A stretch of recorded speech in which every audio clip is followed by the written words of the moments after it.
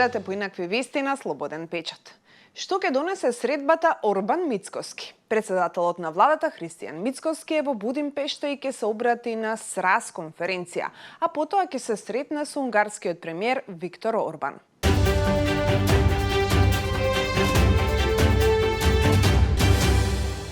Каква е состојбата на децата корисници на дроги и други психотропни сустанции во земјава? Кој им помага и како живеат? Народниот правобранител и проектот поддршка на ЕУ за владење на правото, финансиран од Европската Унија, денес за ова ќе дискутираат на конференција за медиуми, на која ќе бидат презентирани наодите од анализата на состојбата на децата корисници на дроги и други психотропни супстанции.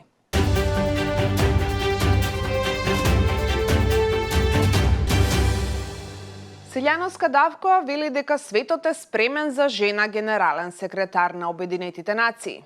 Со пораки за глобален одговор на глобалните предизвици и глобалната несигурност, што му се заканува на мирот и на напредокот, започна дводневниот Астана меѓународен форум во престолнината на Казахстан. Собирот го отвори председателот на Казахстан Касим Жомарт Токаев, а како специјални гости присуствуваат македонската председателка Гордана Силјановска Давкова и председателот на Руанда Пол Кагаме. Силјановска Давкова во обраќањето говореше за институционалните реформи пред се на Обединетите нации. Нејзината забелешка дека светот е спремен за жена генерален секретар на Обединетите нации измами насмевки и аплауз кај присутните. Во свет во кој доминираат силни мажи со оружје, потребни се мудри жени, порача Силјановска Давкова, како потврда на ова ја наведе песната од Джеймс Браун This is the man's world. Сепак демантираше дека говори за феминизација, туку како што кажа, како професорка на привремена работа во политиката, говори за политичка уметност на можното. При тоа појасни дека оно што го кажала не значи жените да ги заменат мажите, туку зборувала за хуманизација.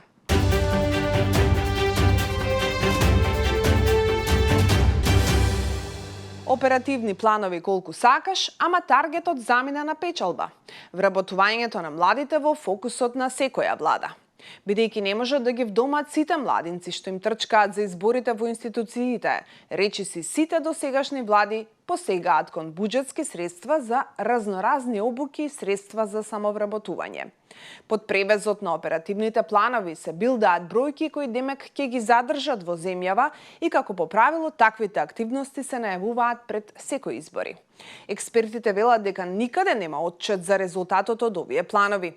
Последниот што во низата го најави премиерот Мицкоски е вреден 40 милиони евра, а треба да обезбеди работа за 16.000 невработени, да ја намали невработеноста, да обезбеди ефективен пазар на трудот. Според Мицкоски во фокусот се младите, долгорочно невработените и загрозените категории граѓани. Од вкупниот број 12.537 лица ќе бидат вклучени во активни мерки, а 3.520 во услуги поврзани со вработување.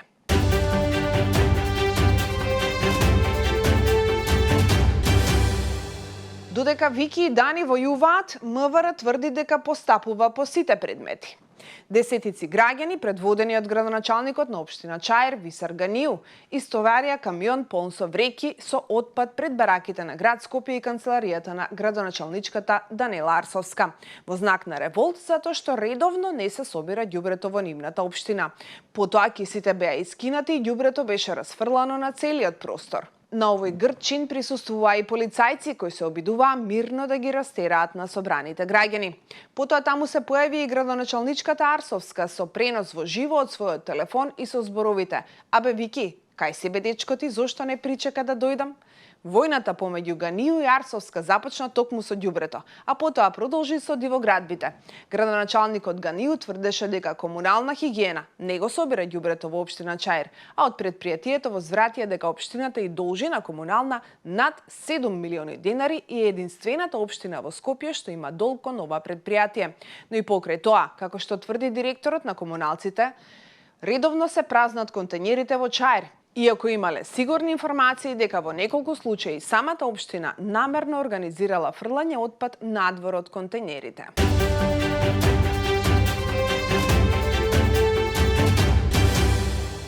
Гумени бомбони Харибо повлечени од продажба во Холандија поради присуство на марихуана. Харибо повлече серија пакувања со гумени бомбони во Холандија откако наводно во нив е пронајдена марихуана, а на неколку луѓе им се слошило, јавуваат медиумите. Супстанцата наводно е откриена откако неколку членови на истото семејство, вклучувајќи деца и возрастни, се чувствувале лошо по консумирањето на бомбоните Happy Cola Fizz и контактирале со полицијата. Покрената е истрага за сладките, потврди портпаролот на холандскиот орган за безбедност на храна и производи за широка потрошувачка.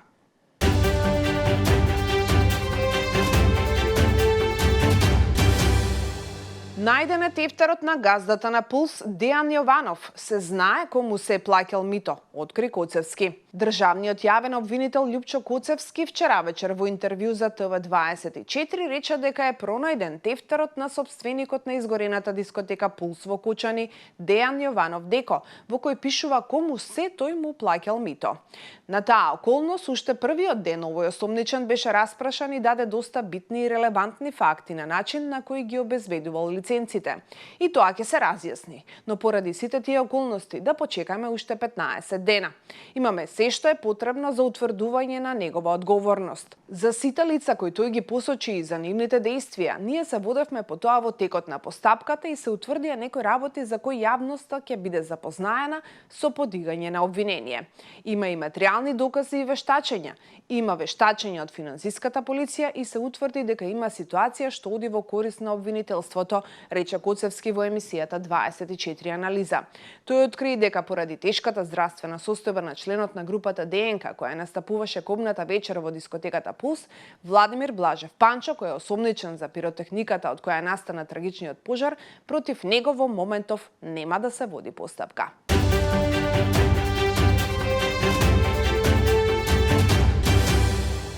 Нов пресврт. Царините на Трамп поништани од американски суд.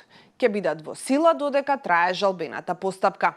Царините наметнати до администрацијата на Трамп, кои вчера беа поништани од трговскиот суд на САД, ќе бидат привремено вратени додека жалбата се обработува преку судскиот систем, пресуди Федерален апелационен суд. Како што пренесува The Hill, одлуката доаѓа откако панел од тројца суди и пресуди дека Трамп ги пречекорил своите овластувања со наметнување на глобалните царини, повикувајќи се на закон што дозволува итни мерки во политиката за надворешна трговија.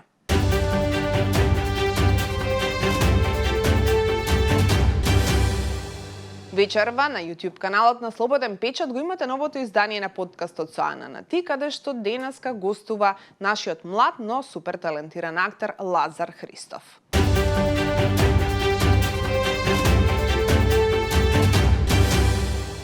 Играм јас парови. Нешто скокам некое парче, знам дека сум го скокнал, па сакам да се вратам на парчето што сум го скокнал пошто ми текнува, се враќам на парчето и не ми текнува како треба да го продолжам сега, пошто веќе го истумбав. Да. И готово, блокиран сум. Тоа чувство е прекрасно едно чувство, значи таму едноставно одмараш и таму некаде е суфлерот. Жаки, мојот прекрасен суфлер на парови. И Жаки, јас тогаш прв пат слушнав суфлер за мене, Жаки од таму ми го кажува текстот. Жаки мене ми звучи како да збори неповрзани работи. Јас ја разбирам. Значи, Да. единствената работа на суфлерот е да има добра дикција. Значи тоа е. Да се слушне, но ја разбирам што ми збори Жаки, меѓутоа тоа не ми значи ништо на мене. Не знам како да ти кажам. Не знам како да ми збори некои си рандом зборови. Пепељара. И